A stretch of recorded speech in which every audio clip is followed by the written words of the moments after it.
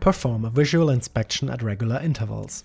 During each visual inspection, the device must be checked for the following conditions: soiling, wear, regularly check all parts for damage and leakage of media lines. Subsequent maintenance procedures must be carried out as required, but at latest within the following maintenance cycles. Make sure that the USB cable is not damaged or kinked. Make sure that the exhaust probes are not damaged or kinked. Inspect all components for damage, e.g. breakage and soiling. Check all cables regularly for damage. Filter. Visually check the filters. If the filters are dirty, the required flow rate can no longer be achieved and the pump speed fluctuates. The filters must be replaced. To change both filters, proceed as follows. Turn the device. Open the maintenance cover.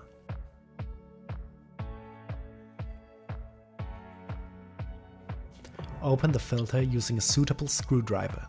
You can also use a coin of €2 or pliers. Pull out the filter with cover. Remove the old filter tube and place the new filter on the filter cover. Check the seal for cracks. If they are damaged, replace the seals. Reinstall the filter tube with cover.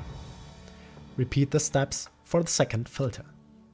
Screw on the cover.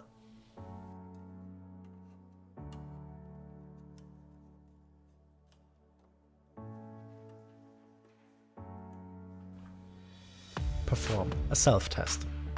To perform a self-test, proceed as follows. Press the right button in standby mode. Press the left key to select the automatic self-test. Wipe the probe tip with a cloth. Connect the probe tip to the test in input on the device and make sure that it is properly locked. Check that the quick coupling engages. Then press the left key to start the test. The test is executed. The test is automated and requires no additional steps on the part of the user. Calibration. The AVL DiTEST counter must be calibrated annually. The calibration must be documented in the inspection log. Annual maintenance with calibration service can be performed by AVL DiTEST After Sales or by its authorized service partners.